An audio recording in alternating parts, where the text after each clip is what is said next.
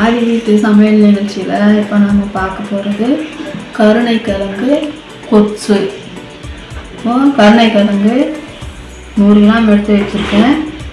அதுக்கப்புறமா வெங்காயம் ஒரு 3 வெங்காயம், துவரம்பருப்பு 2 டீஸ்பூன், சீரகம் 1 டீஸ்பூன், மஞ்சள் தூள் 1 டீஸ்பூன், வெந்தயம் 1/2 டீஸ்பூன், சாம்பார் பொடி 1 டீஸ்பூன், புளி நெல்லிக்காய் அளவு புளி, பூண்டு ஒரு 4 பல், சின்ன பூண்டு, இஞ்சி சிறிது, கொத்தமல்லி, கறிவேப்பிலை.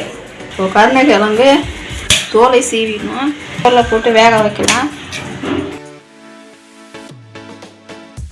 துவரம்பருப்பு 2 டீஸ்பூன், சீரகம் 1 டீஸ்பூன், வெந்தயம் 1/4 டீஸ்பூன்,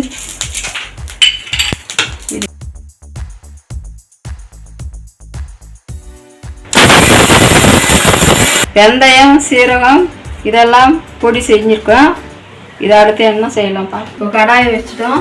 50 கிராம் ரீஃபைண்ட் ஆயில் ஊற்றுறோம். 1 டீஸ்பூன் கடுகு, இது கொஞ்சம் கறிவேப்பிலை, பச்சை மிளகாய் 2 பச்சை மிளகாய் கட் பண்ணி வச்சுருக்கேன்.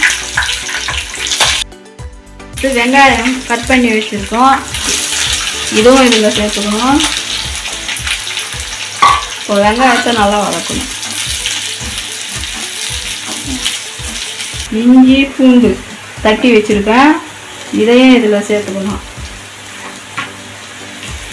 இதையும் கூட சேர்த்து வதக்கணும்.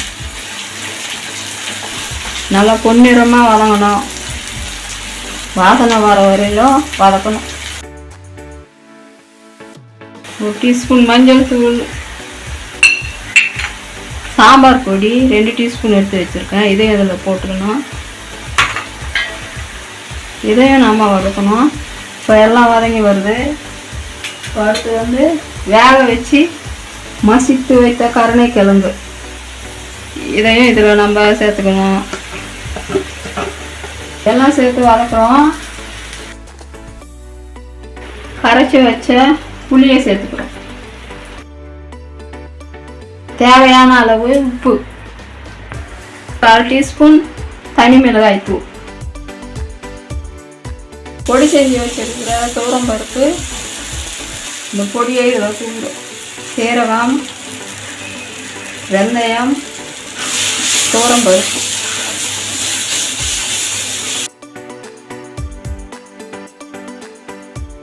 கருணைக்கிழங்கு கொத்து ரெடி ஆகிடுச்சு. இப்போது வேறு கிண்ணத்தில் நம்ம மாற்றிக்கிறோம். இது நல்லா சுவையாக இருக்கும். மதிய உணவில் சாம்பார், ரசம், இது கூட பொரியல் அது செய்யும்போது இதையும் கூட்டாக நம்ம செஞ்சு வச்சுக்கலாம். இதில் கொத்தமல்லியை போட்டுக்கலாம். சுவையான கருணைக்கிழங்கு கொத்து ரெடி ஆகிடுச்சுங்க. நல்லா டேஸ்ட்டாக இருக்கும். ட்ரை பண்ணி பாருங்கள். இந்த வீடியோ உங்களுக்கு பிடிச்சிருந்தா லைக் பண்ணுங்கள், ஷேர் பண்ணுங்கள். நன்றி.